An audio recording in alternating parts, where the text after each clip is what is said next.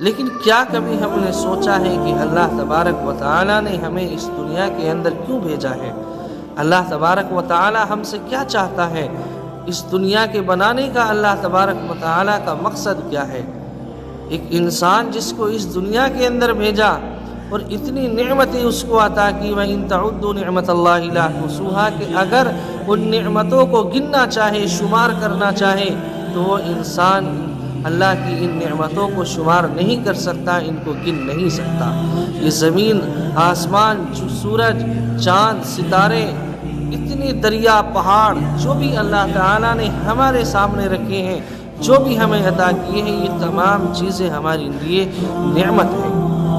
لیکن ہمیں یہ بھی غور کرنا ہے کہ اس دنیا کے بنانے کے بعد، ہمیں اس دنیا میں بھیجنے کے بعد اللہ تعالیٰ کا مقصد کیا ہے، ہماری زندگی کا مقصد کیا ہے، ہم اس دنیا کے اندر کیوں آئے ہیں اور کیوں ہمیں اللہ تعالیٰ نے اس دنیا کے اندر بھیجا ہے۔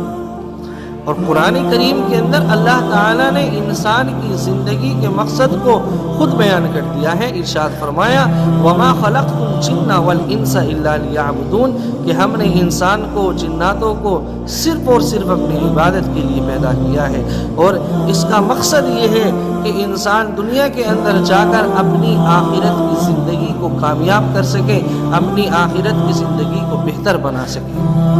اللہ تعالیٰ نے قرآن کریم کے اندر خود ارشاد فرما دیا کہ انسان کی زندگی کا مقصد کیا ہے۔ اب جب ہم اس دنیا کے اندر آتے ہیں، ہم اس دنیا کی نعمتوں کو دیکھتے ہیں، اس دنیا کے اندر جب ہم ملوث ہو جاتے ہیں، مل جاتے ہیں، تو ہم اللہ تبارک و تعالیٰ کے اس مقصد کو بھول جاتے ہیں، اور ہم یہ بھی بھول جاتے ہیں کہ ہمارا اس دنیا کے اندر آنے کا مقصد کیا ہے، ہماری زندگی کا مقصد کیا ہے، ہماری زندگی کس نہج پر چل رہی ہے، ہماری زندگی کے اندر کیا ہونا چاہیے، کون سا طریقہ ہم اپنی زندگی کے اندر اختیار کریں۔ یاد رہے، دنیا کے بارے میں اللہ تبارک و تعالیٰ نے ارشاد فرمایا، کَلَّا بَلْ تُحِبُّونَ الْعَاجِلَ وَتَذَرُونَ الْآخِرَةَ۔ انسان کے حالات تو یہ ہو گئے ہیں کہ انسان دنیا کو ایسے ترجیح دے رہا ہے، دنیا کے اندر ایسا مگن ہو رہا ہے۔ اللہ تعالیٰ فرماتا ہے کہ دنیا یہ قائم رہنے والی جگہ نہیں ہے، یہ ہمیشہ رہنے والی جگہ نہیں ہے، تم نے اس کو تو پکڑ لیا اور آخرت کو چھوڑ دیا، جس کے اندر تمہیں ہمیشہ رہنا ہے، جس کے اندر ہمیں اپنے اعمال کا حساب و کتاب دینا ہے، جہاں پر اللہ تبارک و تعالیٰ جنت کا فیصلہ سنائے گا، جہاں اللہ تبارک و تعالیٰ دوزخیوں کا فیصلہ سنائے گا۔ آپ حضرات غور کریں کہ ہم اپنی زندگی کو کس طریقے پر لے کر جا رہے ہیں، کس طریقے پر ہم اپنی زندگی کو گزار رہے ہیں۔ حدیث شریف کے اندر آتا ہے، فَإِنَّ الدُّنْيَا خُلِقَتْ لَكُمْ وَإِنَّكُمْ خُلِقْتُمْ لِلْآخِرَةِ،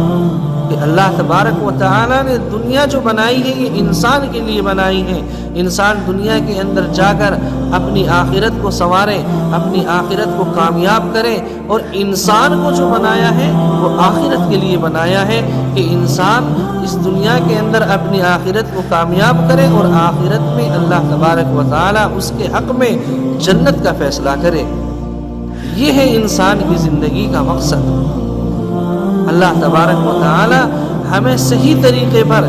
زندگی گزارنے کی توفیق عطا فرمائے۔ اللہ تبارک و تعالی اللہ کے نبی کے پیارے حبیب صلی اللہ علیہ وسلم کے طریقے پر زندگی گزارنے کی توفیق عطا فرمائے، اور آخرت کی تیاری کرنے کی توفیق عطا فرمائے۔